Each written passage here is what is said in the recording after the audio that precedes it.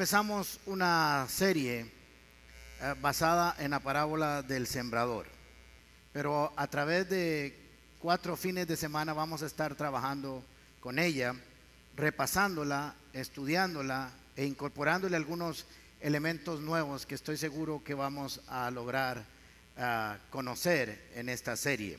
Les voy a pedir un favor muy especial a todos, a los que están aquí ahora presentes, a los que nos van a ver por internet, que nos ven de otros países y de otras ciudades, que por favor no falten. Va a ser muy importante que usted pueda llevar una secuencia de esta serie y empezarla y terminarla. A no ser que el Señor lo haya llamado a su presencia, haga un esfuerzo, porque vamos a estar ministrando después, orando por las personas de acuerdo al tema de cada una de ellas de esta serie. Y si por ya no pudo venir, entonces visite los diferentes sitios electrónicos que tenemos en la página, en el Facebook y en YouTube, para que puedan ver la serie. Creo que esto es muy importante. Y lo otro es: inviten a personas nuevas. Es una parábola que nos permite evangelizar, además de aprender. Así que hagan un esfuerzo para invitar a otras personas. Diga conmigo: me dispongo a ser enseñado y amonestado con el propósito de presentarme maduro delante del Señor. La gracia del Señor abre las puertas y el carácter las mantiene abiertas. Antes de entrar a analizar la parábola del sembrador específicamente, quisiera muy rápidamente repasar qué es una parábola. A veces estas palabras no estamos muy relacionadas con ellas y se nos confunde, pero es un método de enseñanza, es una herramienta didáctica. Y en el caso de las escrituras, es una herramienta para traer una verdad espiritual a nuestras vidas. Las parábolas no encierran varias verdades espirituales, solo una, aunque esa verdad tenga varias aplicaciones en nuestra vida, revela una sola verdad. Por cierto, este mes, ¿quiénes están en Casas Paz? ¿Quiénes son miembros de una Casa Paz? Nos falta mucha gente. Este mes estamos con las parábolas y estamos estudiando algunas de ellas. Así que es importante conocer las parábolas bien, todas, pero específicamente esta, y ahora les voy a explicar por qué.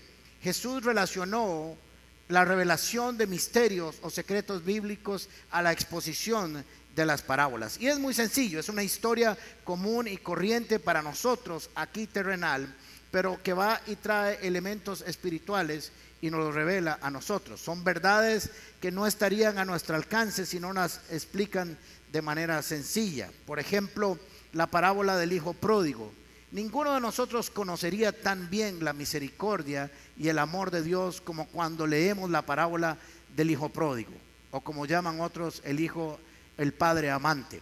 Si no nos cuenta Jesús esa historia tan hermosa, nos podrían hablar muchas veces de qué significa el amor y la misericordia de un padre, y no lo terminaríamos de entender lo suficiente como cuando aparece una historia como esta.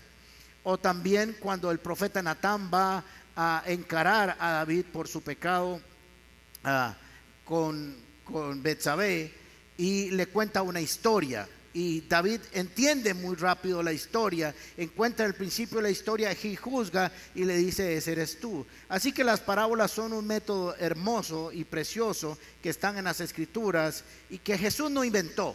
Hay muchas parábolas, el Antiguo Testamento tiene algunas, pero Jesús le dio un sentido diferente, le dio una connotación diferente y la utilizó para traer principios eternos y ponernos a nuestro alcance.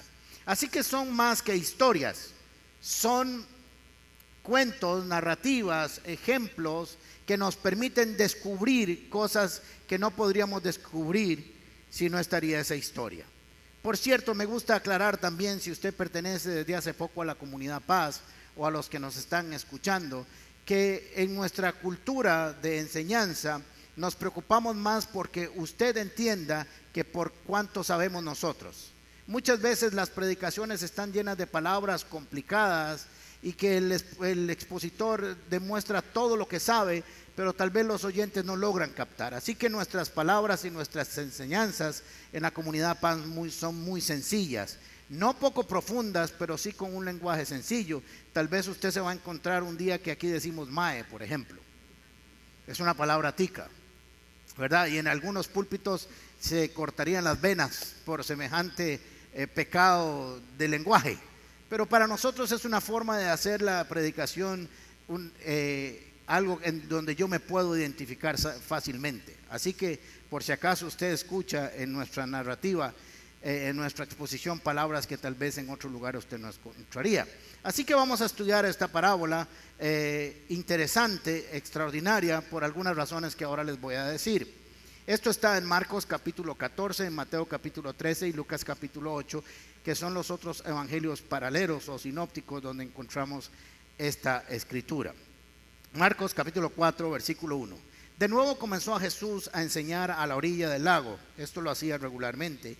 La multitud que se reunió para verlo era tan grande que él subió y se sentó en una barca que estaba en el lago mientras toda la gente se quedaba en la playa. ¿Se acuerdan cuando llamó a Pedro? Lo hizo también de esta manera y en otras ocasiones.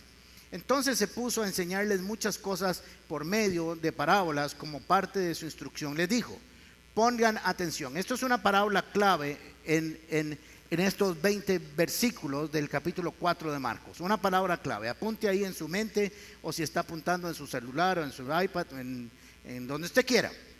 Y si no está apuntando, ponga atención, porque de eso se trata esta parábola. Esta parábola tiene 9 veces en 20 versículos el pongan atención, escuchen con atención y oigan bien. Así que Jesús está interesado en que pongan mucha atención en esta parábola, porque encierra grandes verdades que vamos a ir descubriendo poco a poco. Entonces una palabra clave es oír o escuchar o pongan atención.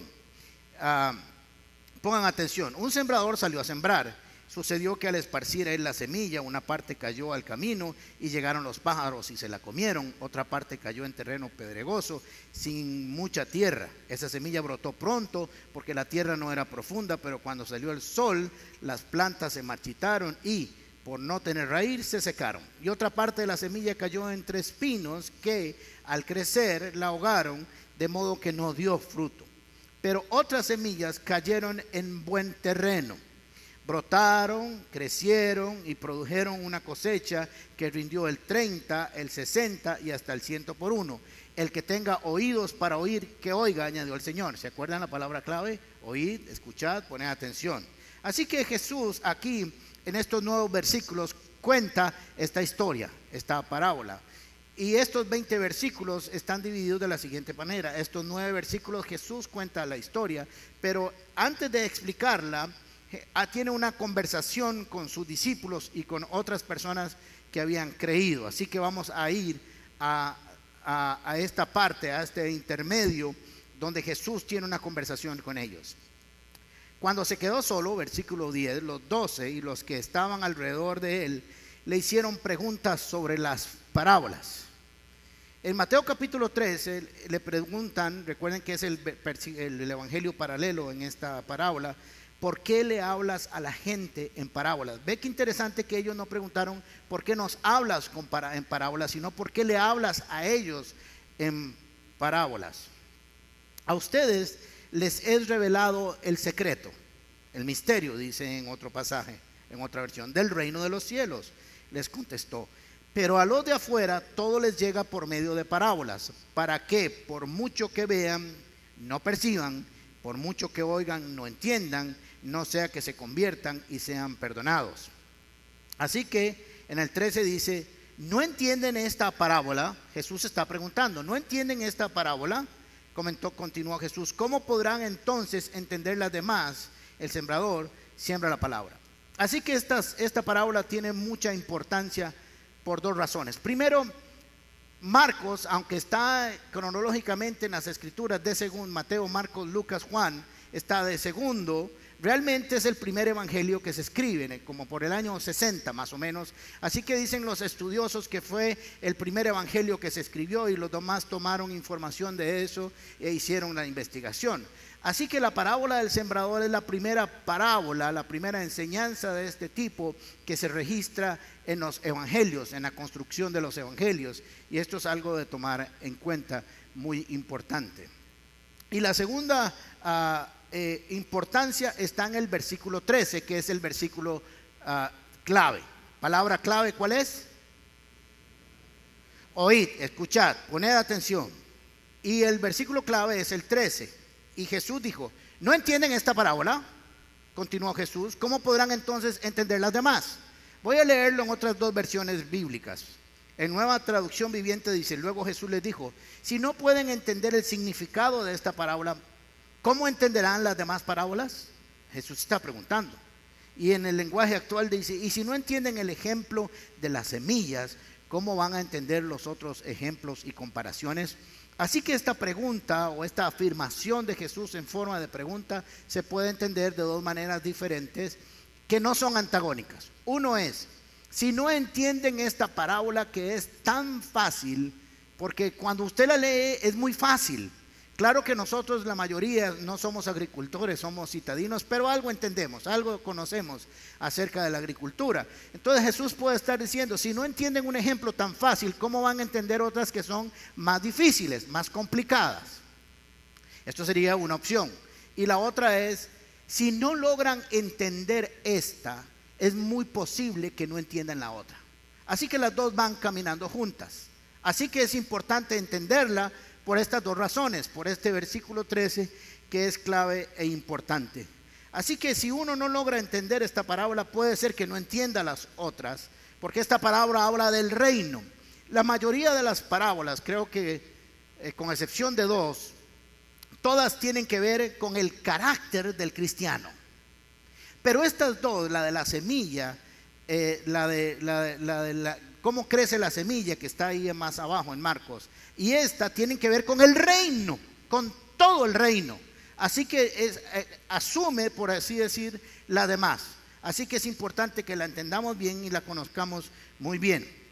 Esto es refrescante como pastor, porque uno sabe que el trabajo de uno es agricultor y que las semillas van a caer en diferentes terrenos, y no es que el trabajo está mal. Así que es muy importante también, porque en el versículo 11 Jesús relaciona la revelación de los misterios y de los secretos a las parábolas. En el 10 dice: los discípulos se acercaron y le preguntaron, Mateo capítulo 13 versículo 10, perdón. Los discípulos se le acercaron y le preguntaron: ¿por qué le hablas a la gente en parábolas? Y Jesús contestó: a ustedes les es concedido conocer los secretos, los misterios. ¿Está ahí ese texto? No, gracias. Del reino de los cielos, pero a ellos no. Al que tiene se le dará más y tendrá en abundancia, y al que no tiene, hasta lo poco que tiene se le quitará. Este es un principio bíblico, lo escuchamos también en otras parábolas, de que el que es productivo con aquello se le dará más, y el que no trabaja y no produce se le quita. Así que el principio continúa.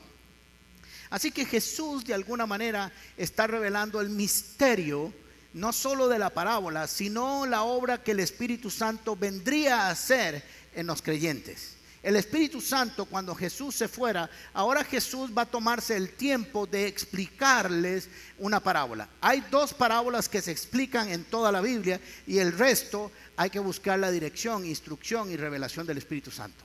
Pero Jesús explica dos parábolas. Esta, la parábola del sembrador y el crecimiento de la semilla. Y las dos están relacionadas con la semilla, y la semilla bíblicamente es la palabra en este contexto de esta parábola. Así que Jesús de alguna manera está anunciándonos que el Espíritu Santo, a través de las parábolas, a aquellos que creen, servirá para revelación de los misterios y los secretos bíblicos. Ahora le voy a explicar qué es un secreto bíblico o un misterio bíblico. Juan capítulo 14 versículo 25 nos dice: todo esto lo digo ahora que estoy con ustedes, pero el Consolador, el Espíritu Santo, a quien el Padre enviará en mi nombre, les enseñará todas las cosas y les hará conocer todo lo que les he dicho.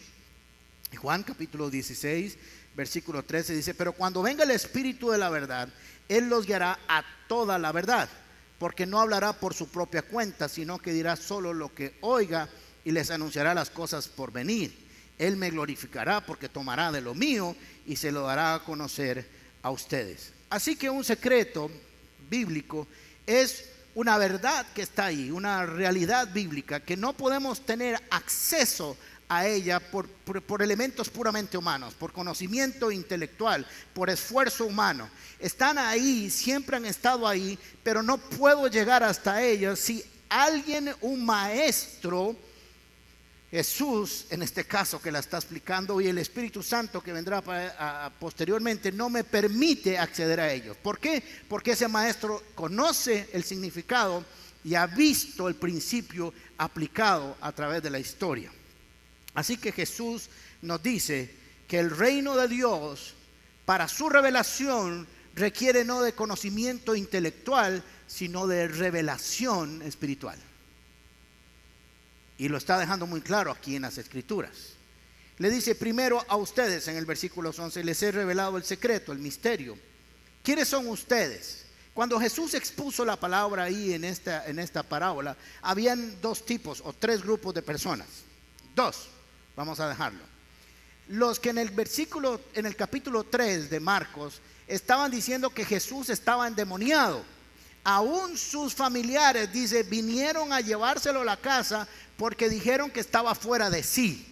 Así que Jesús le había estado enseñando a un montón de gente, y como siempre hay un grupo que cree y otro que no cree. Así que los que creyeron, Jesús terminó de enseñar y ese grupo se vino. No fueron solo los discípulos, fue otro grupo. Dice en otro pasaje que eran mujeres que habían creído en Jesús y estaban trabajando con él. Muy bien por las mujeres, siempre están trabajando fuerte. Muy bien. Yo creí que iban a aplaudir por algo, pero... Y los hombres también. Bien. Así que estaban los discípulos que eran hombres y las mujeres que se incorporaron a trabajar también. Así que era en equipo. Así que ustedes son los que han creído. Jesús está hablando con los que terminó de enseñar Jesús y se fue hacia un lado, y hubo un grupo de gente que dijo, muy bien, bonita la parábola, y otro grupo de gente que dijo, y díganos, ¿qué dice la parábola? Son dos tipos de personas. Aquí tenemos dos grupos de personas. Están los que están poniendo atención, y no quiero que se sienta mal, solo quiero como sacudirlo un poquito. Hablando de la agricultura, una zarandeada limpia un poco, ¿verdad? Así que hay grupo de gente que está interesado a ver qué dice la parábola y se quedaron con Jesús y nos dice, ¿por qué le hablas a ellos? Explícanos, ¿qué es lo que estás diciendo? Porque queremos conocer, hemos entendido, sabemos quién eres, sabemos que tu palabra es verdad, pero necesitamos entender esa parábola. Así que Jesús les dijo, a ustedes les es dado la revelación del reino. Pero Jesús dice ahí mismo en la segunda parte, pero los de afuera son todos los que les llega por medio de parábolas. Pero a los de afuera todo les llega por medio de parábolas. ¿No les llegó también las parábolas a los otros? ¿Sí o no? ¿Todos la oyeron? ¿Sí o no? ¿Están dormidos? ¿Sí o no? Ah, bueno, muy bien. Es para saber que tengo una audiencia y que no se me ha dormido más de uno por ahí.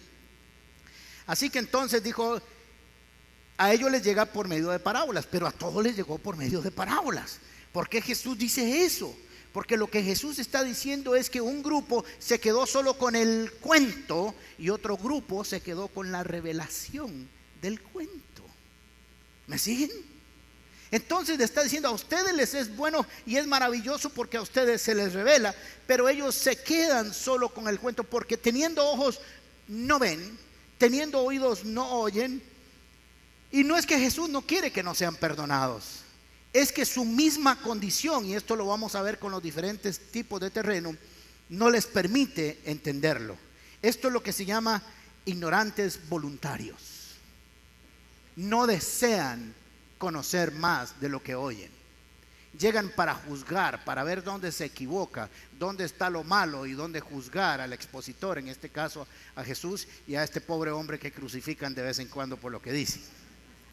Muy bien. Así que voy a ponerles un ejemplo acerca de lo que estoy diciendo. Cuando Israel sale de Egipto, hay una columna de fuego y una nube que los acompaña.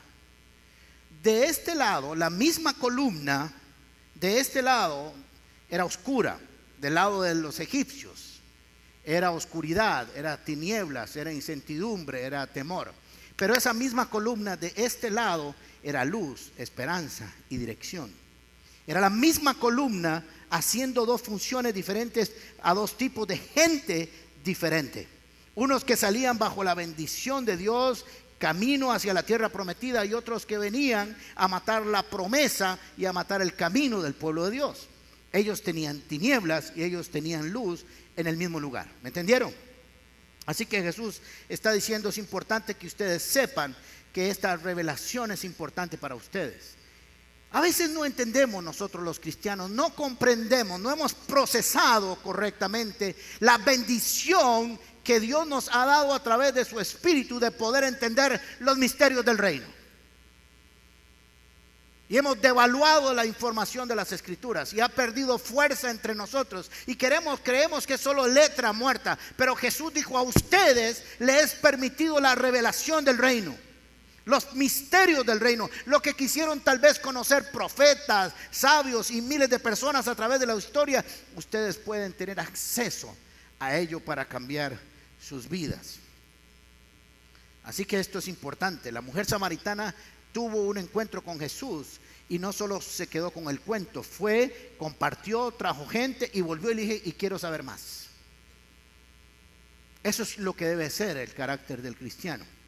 Así que el propósito de esta parábola tiene que ver con el reino, tiene que ver con la extensión, la siembra del reino y los 4 tipos de terrenos que nos vamos a encontrar los que sembramos la palabra de Dios en el camino. Jesús se puso a explicar la parábola y lo vamos a ver en estas 4 fines de semana que vienen adelante. Vamos a ir a la explicación.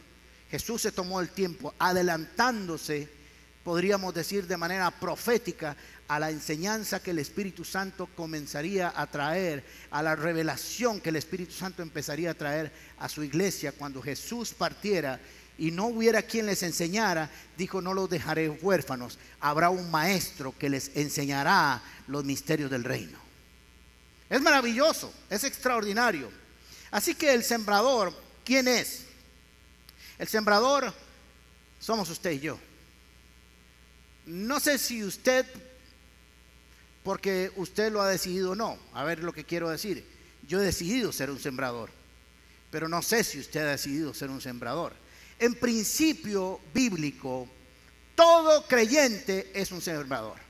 Así que cuando usted llegue y si quiere va a firmar una escritura, va a llenar un formulario y le preguntan profesión o oficio y usted pone agricultor, está bien. Es un principio celestial. Todos somos sembradores. O a ver, corrijo, todos deberíamos ser sembradores. Porque todo el que se le ha sembrado una semilla de esperanza sabe lo que produce en el corazón que esa semilla germine. El egoísmo que viene a destruir el cristianismo se cae cuando salimos a compartir la semilla.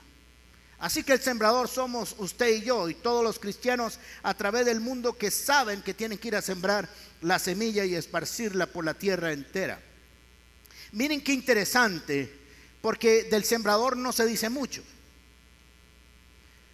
Jesús, en el contexto puramente de Marcos o de Lucas 8 y de Mateo 13, en el contexto inmediato, Jesús era el sembrador.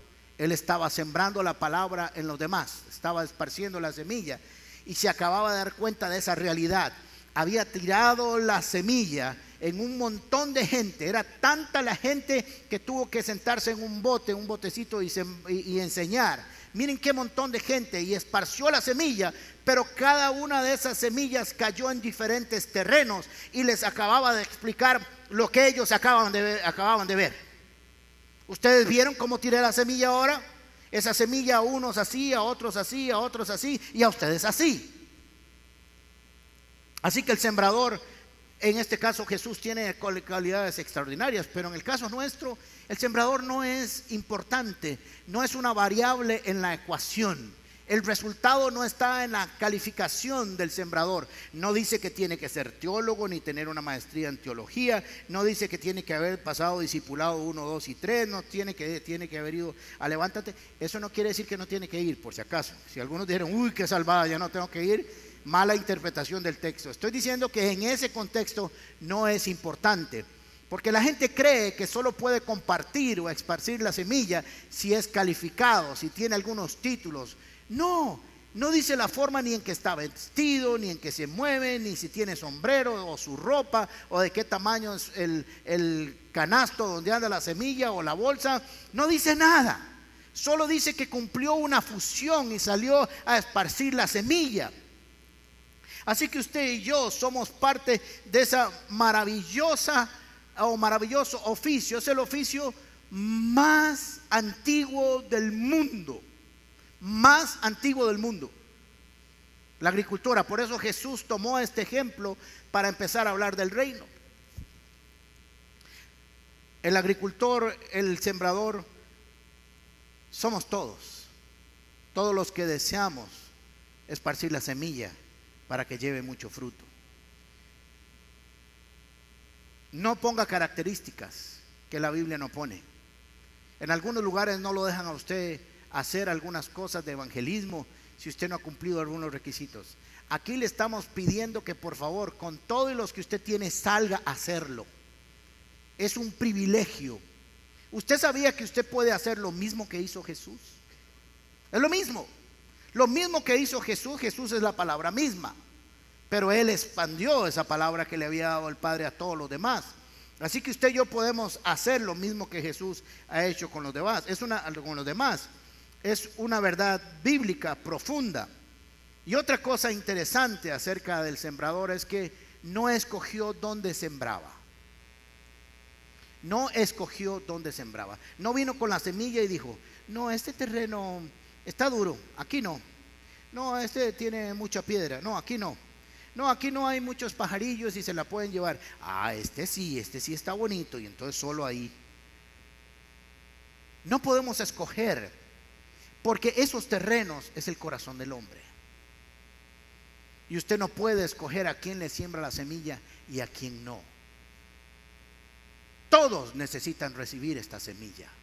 Pobres, ricos, altos, bajos, gordos, flacos, con títulos académicos, sin títulos académicos, nacionales, extranjeros, en fin, todo el mundo. Esta semilla hay que esparcirla por todo lado, porque la única condición para esparcirla es esparcirla con amor. Nada más. Y el segundo elemento es la semilla. La semilla es la palabra. Jesús lo dice en el versículo 14. Así que no tenemos que ir a buscar mucho. La semilla es la palabra de Dios. Esa semilla que un día sembraron en nuestro corazón, y la razón por la que estamos aquí. Y si usted nos visita y esa semilla no ha sido puesta en su corazón, estoy seguro que el día hoy mismo puede ser que usted decida que es un buen terreno para sembrar la semilla. Esa semilla caerá en su corazón y llevará mucho fruto, porque esa es la promesa de Dios. Así que todo empieza con una semilla. No sé si usted lo ha procesado, si usted lo ha vivido, pero todo empieza con una semilla. Usted y yo somos el fruto de una semilla que fue puesto en un óvulo. Todo empieza con una semilla. Toda la producción agrícola, el capital de trabajo. Usted ha oído en economía o en emprendedores el capital semilla. Para empezar, para que comience a producir fruto, todo empieza con una semilla. Sin semilla no hay frutos. Usted tiene que sembrar algo siempre. No es posible ir a recoger a un lugar donde no se ha sembrado. Me contaba mi cuñada que vive en Nueva Zelanda, ¿verdad? No he ido porque no puedo ir y volver el mismo día en el carro, entonces queda un poquillo lejos.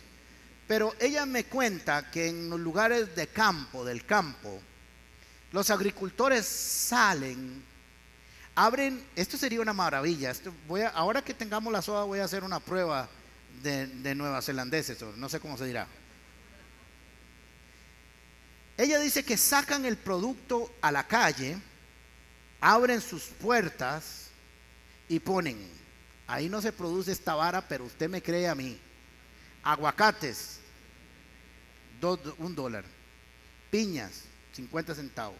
Prum. Y él deja el carrito y se va.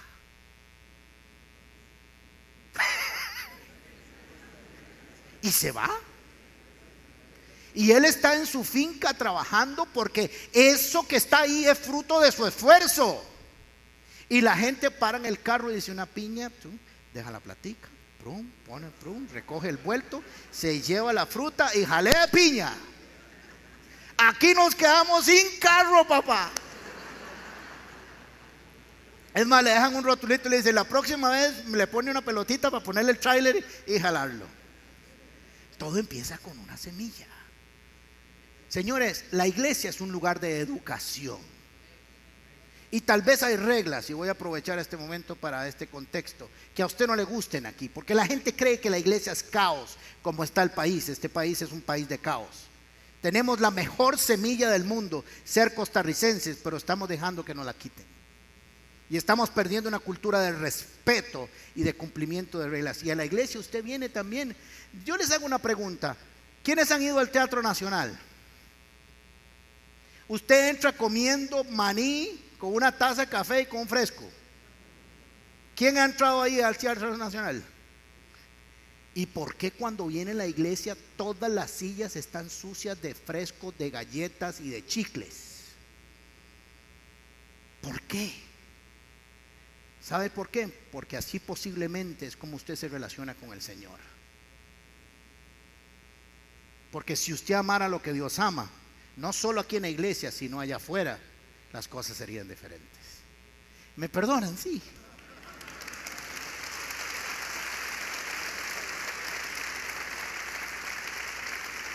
Muy bien. Yo diría que es más, porque cada una de esas sillas es fruto del diezmo y la ofrenda de alguien que creyó en fe para que usted un día esté sentado en una buena silla. Muy bien. Génesis capítulo 1 versículo 11. Y dijo Dios: que haya vegetación sobre la tierra y que ésta produzca hierbas que den semilla y árboles que den fruto con semilla, y todo según su especie. Y así sucedió.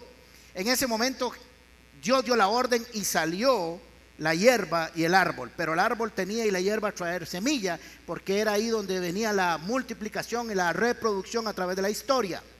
Todo empieza con una semilla. Su vida espiritual empezó con una semilla que alguien sembró en su corazón.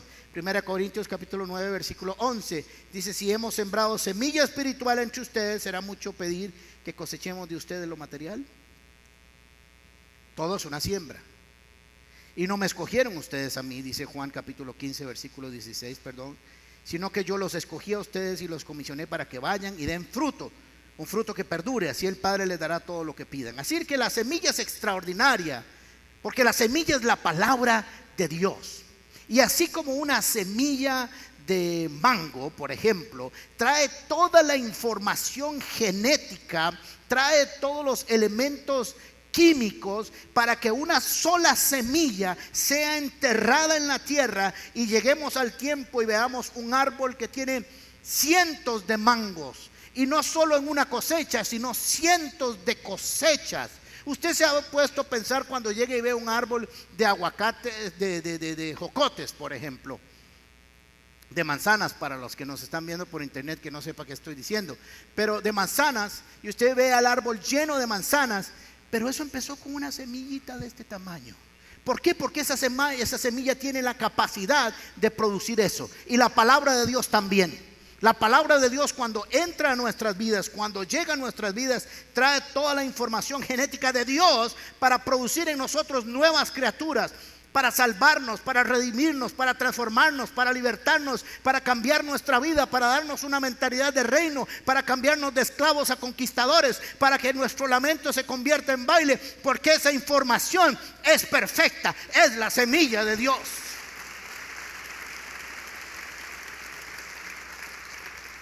Pero esa semilla tiene que caer en buena tierra. Y esa tierra es el corazón del hombre, su corazón y el mío. Ahora, cuando yo estaba preparando esta serie, se vino un pensamiento a mí, con mucho dolor, quiero decirlo. Porque pensé, Señor, ¿será que los que creen en la predestinación, ya el que es un terreno duro, así quedará? ¿Es posible arar el corazón de un hombre y de una mujer para que se vuelva un terreno donde la semilla cae y sea productivo? Y me dijo: sí. Pon atención. De dos maneras. Cuando oramos por las personas para que ese corazón sea ablandado por la presencia del Espíritu Santo. Así es como aramos el corazón de las personas. Así es como lo preparamos, a través de la oración y de la intercesión poderosa, donde presentamos a esa persona delante del Señor, para que cuando llegue la palabra, la semilla, no importa cuántas semillas se siembren, habrá semillas que hoy caen en el corazón de esa persona y se la robó Satanás, pero habrá un día cuando esa semilla caiga, que caerá en un terreno suave y dará los frutos que Dios quiere. Y lo segundo es que hay algunos de nosotros que, aún siendo cristianos, todavía no somos una tierra fértil. Estamos aquí y es maravilloso, pero aún no se producen los frutos adecuados. Y le volví a preguntar cómo, y me volvió a decir lo mismo: bajo la presencia y la unción del Espíritu Santo, que es el que traerá todas las cosas de Dios y las traerá como revelación para que pueda entender. Cada uno de nosotros escoge el terreno que quiere ser, y algunos hemos sido maltratados por la vida y nuestro corazón se ha endurecido, pero el Señor dice que te lo pueden suavizar y convertir corazones de carne en corazones de piedra. Y yo quiero aprovechar este cierre de esta enseñanza con lo siguiente: quiero ministrar la presencia del Espíritu Santo en cada uno de nosotros. No importa si tenemos 100 años de conocer al Señor, necesitamos entender que nuestra tierra tiene que ser una tierra fértil y preparada.